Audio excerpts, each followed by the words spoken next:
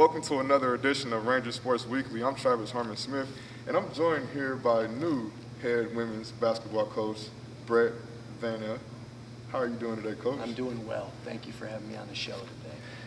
Now, previously, before you arrived at Northwestern Oklahoma State University, you were an assistant coach at Division I Weber State University in Ogden, Utah, correct? It's actually Weber State. Weber Everybody State. always makes that. They say it's Weber, and it's actually Weber State. So just so you know that. Yeah. You were an assistant coach there for 2 seasons in the Big Sky Conference. Explain a little bit how the experience was in Utah before you made the transition here to Alba. Well, let me be honest with you. The transition, Utah is wonderful. It's a great place for a family, great place to grow up. Institutions, tremendous, great supportive staff. Really love sports. You know, a lot like down here at Northwestern, and it's a great community and all of that. The Big Sky is actually it's interesting when you say that, because it's one of these conferences that anybody can beat anybody on any given night. You know, anybody can win the conference. You know, it's not like one set dominant team. You know, there has been a pattern that, you know, Montana would win it, but I mean, in the last few years, there's been a lot of parity. So a lot of teams have really upped their stakes in it, you know, between Idaho State, Sacramento State, Southern Utah. So there were so many good teams. And I think, you know, where that comes from is a lot of good coaches are now in the league, and then also, I think, you know, better recruitment of players. Definitely.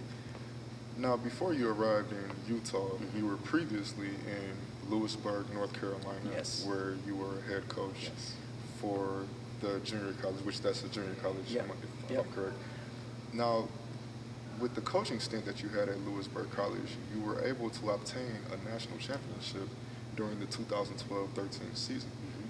What intangibles led up to you achieving that national title during that season at Lewisburg College? Well, what had to happen is when I first got there, it was a lot like this situation. I had to come into a situation, and basically I always say, I want to break it down to rubble. You know what I'm saying? I want to crush it down and build it right back up. You know, build like the Roman Coliseum, build it foundation, brick by brick, but a solid foundation. And so in 11-12, when I first got there, I came in late on the job, a lot kind of like here at Northwestern, and I had a short amount of time to do a lot of work. And so we basically got down to a lot of fundamental work and really put an emphasis on the players, okay? And when you put an emphasis on the players and they see that you really care about what they're doing in the classroom, in the community, on the floor, and you're really developing them on all those stages, if they buy in, great things happen. And we were blessed that first year. We should have won the national title the first year.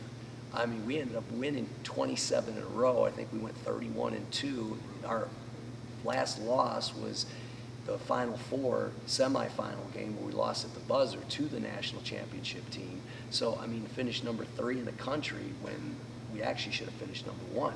Then to turn around and in 2012, 2013, build upon what we had just done, go 32-3, go back to the National Final Four, win the National Final Four semifinal, and then win the national title. I mean, it's incredible. The great part about that is we sent so many kids on to BCS or big-time Division I schools. Some of our best players went to Tennessee, South Carolina, Dayton, Western Carolina, High Point. I mean, these are some tremendous institutions, and you know, these kids were kids from the other side of the train tracks that everybody had given up on, said they wouldn't amount to anything, they wouldn't get an education. Now they're all graduating or in the final stages of graduating at these 4-year degrees. They got their associates, they're working on their finishing the 4 years. They had successful careers at both institutions. I mean, one of my kids played in the Final 8, lost to UConn when she was at Dayton. The other one played at South Carolina. She got to the Final Four. I mean, so it's just been a tremendous experience to be able to do those things. With national title, that's ice cream or you know, topping on the cake. Because when you think about it, that's not what it's about. It's about how did you impact or how did you serve their lives, okay? And when we win the championship, I thought it was the most humbling and surreal thing because, I mean, it really, it puts you on a level like not many teams do this. Very few teams do it. You think about all the teams on any division, how many are playing, and we're here on the last day, and we're here winning the national title. I mean, it really is something special. To add to the national championship run when you were at Lewisburg College, you had a 32 win and 3 loss record, which is miraculous in that respect. Describe kind of how the 32 wins got assimilated within that season. Well, it's kind of funny because between the 2 seasons, we went 63-5. 4 of the 5 losses were at the buzzer, or in the overtime at the buzzer. So we technically could have went 67-1. Well, that's unheard of. There's only 2 teams that you think of that come to mind that do that type of stuff, and that was John Wooden's UCLA teams that built a dynasty, and Gino Ariema's UConn teams that built a dynasty. Okay, yeah, you see some teams, they may go 32-1 or 30-0, and if you ask every one of those coaches, Kim Mulkey at Baylor, you know, when she had Brittany Griner, about those special teams, it's just everything clicked. Or if you ask Gino about those teams, it's just everything clicked.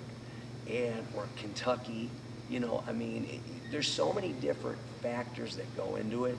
It's like a team is a puzzle, and you get all these pieces, and you just never know, will those pieces fit together? And when they fit together, and they're working hard, and they're doing the right things, anything's possible. You know, the keys that you got to do, keep them eligible. Got to keep them injury-free. Got to keep them communicating, loud, proud, you know, talking to each other. You got to keep them motivated. You got to know the signs of when you start seeing them burn out to, you know, relight the fire, you know what I'm saying, or give them a break. So it's a real balancing, juggling act. And I think that's the ticket of a successful head coach when you're making a championship run. How do you juggle, okay, all those different factors? It's, you know, 90% psychological, 10% talent, I always say. Definitely. Now, aside from the collegiate landscape for you, you were a professional basketball coach overseas. Yes. Describe the experience with coaching basketball at the professional level versus how it's done here on the professional level. I know it's kind of a differentiation between the 2 landscapes, professionally overseas and here in the United States. Kind of describe that. Well, it's 2 different worlds. You're right. There's no doubt. I mean, like you said, majority of my time has been on the men's side, not the women's side. So I was a professional men's coach overseas. I started off in Switzerland, then went to Germany, then went to Denmark, then went back to Switzerland. Spent about 12 plus years over there, most of that time as a head coach. Did some coaching men's and women's professionally, but most of it men's. But when you think of the professional level, you think of the NBA and you think of, you know, European professional, it's 2 different worlds. And what I mean by that is European basketball is very technical, very fundamental, okay, where I think the NBA is more athleticism, okay, more one-on-one. In Europe, they don't. They tend to use each other a lot more. You see less one-on-one. You see more continuity, more team play. And I think that's exactly why you think about it. Greg Popovich, one of the best coaches in the NBA, okay, he has a lot of foreigners on his team. A lot of people from Europe. Why? Because he wants the best team. He's not looking for the best individuals. He wants the best team. And so he gets all those pieces of his puzzle to blend in. You know, great rebounders, great defenders, you know, all of that, and he finds that way. I think, you know, when we look at the game is changing. It's always evolving. It's very dynamic. And I think the best coaches are the ones that kind of combine or take those multiple worlds, meaning take what things they learn in the NBA and combine it with stuff that they learn in the European system or FIBA, or in the same sense, the collegiate and the international game. I mean, and when you can take that and kind of mold it together, you create a more dynamic team or a more dynamic situation. Now, I'm not saying you can have a whole team of foreigners, or you know, you need a blend of those types of players. But what's great about it is the way they play in Europe is very physical, very technical, and then, like I said, you know, you go to the American side, it's very fast-paced, very one-on-one, you know, or isolation type of stuff. So, you know, the greatest thing is to try to combine those two. And that's what we try to do here. All the programs I do, we try to put those two worlds together. In regards to the 2015 season, your first year as women's head coach here at Northwestern Oklahoma State, what are the expectations coming from your philosophy? Not because I know it's different coming from Weber State to Northwestern, coming from the Division II, the Division I level, to the Division II level. I know there is somewhat of a differentiation between the levels. What is your philosophy for the girls here at Northwestern Oklahoma State, and what are you expecting from them from a more contribution standpoint in regards to, just really, really exhibiting that hard work and dedication? You're a high energy guy, as we saw in practice the previous morning before. You're very high energy with your philosophy. Just briefly explain the expectations that you really want for the Northwestern women's basketball program. Well, that's real easy. I mean, that goes back to me coaching on the men's side or coaching at Lewisburg. I always say that I want our girls to play like the guys play. Okay, I want them to move like guys. I want them to play at a high level like guys. I'm used to coaching men, okay? And, we always want equality with everything across the board, and I'm all for it, And I think the quickest way we get that is by earning respect. And when we see girls doing things fundamentally sound, and we see them playing at high levels, just like the men's game, man, it's exciting. You know what I'm saying? It's fun to watch. It's fun to support, you know what I'm saying? And it's really growing our game. And so basically what I want is I have high expectations. I think of it as mountains. We always got mountains to climb. And what I want those girls to do is climb those mountains. And how we do that is, like I said, we train. We make the practices harder than the games. The games should be easy. Just like we tell them to prepare in the classroom. All the preparation work, the study hall, the study, all that should be harder than the actual test. So if we correlate all that stuff on and off the floor, hopefully that stuff sticks together. And what we're doing is we're building up basketball IQs. We're getting real solid thinking players, players that can read and react, players that can just make plays or think on the fly. And I like where we're going. We've got a long ways to go here at Northwestern, but I really like the initial stages right now where our girls are going, trying to buy into what we're trying to teach them and trying to motivate them with. Any players that you look for to be impactful for the upcoming season? And I know that's a hilarious question to ask, but what do you expect for your players to do to really be impactful for this season? And if there is anyone individually who essentially looks to incorporate some type of impact this season, who would it be? Well, like I was telling you before, that's kind of a question that I kind of stay away from. And why I say is I never highlight any one individual, okay? And the reason why, there's no I in team, okay? As Brad Stevens, Butler's former head coach, and the head coach of the Boston Celtics used to say, it's we above I. It's always we the team above I, the individual.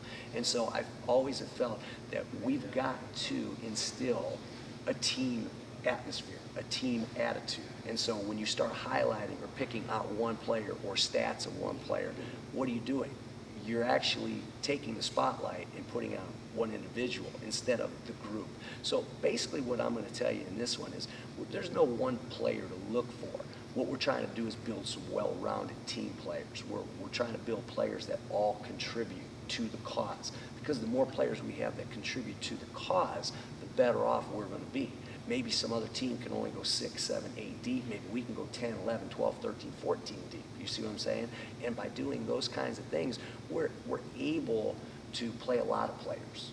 We're able to have a lot of players contribute, okay? But how do you do that? You got to build the skills. Each kid has got to have the same type of skill set. If they don't, well, then they're limited, and then maybe they're limited in position that they can play or limited in their role that they can play on the team. So, what we try to do is we try to build up the team through fundamental development and skill development to all be on the same page so that they can all count on each other at any given time. Definitely. Well, Coach Vana, I appreciate you joining us on Ranger Sports Weekly, and it was a pleasure speaking with you. Good luck this upcoming season with the Northwestern women's basketball program, and I am sure that Ranger fans will be looking forward to seeing how your philosophy plays out this upcoming season. Thank you for joining us. Appreciate it. Thank you. Thank you. Join us every week for Ranger Sports Weekly on 7 News Sports. For 7 News Sports, I'm Travis Harmon-Smith.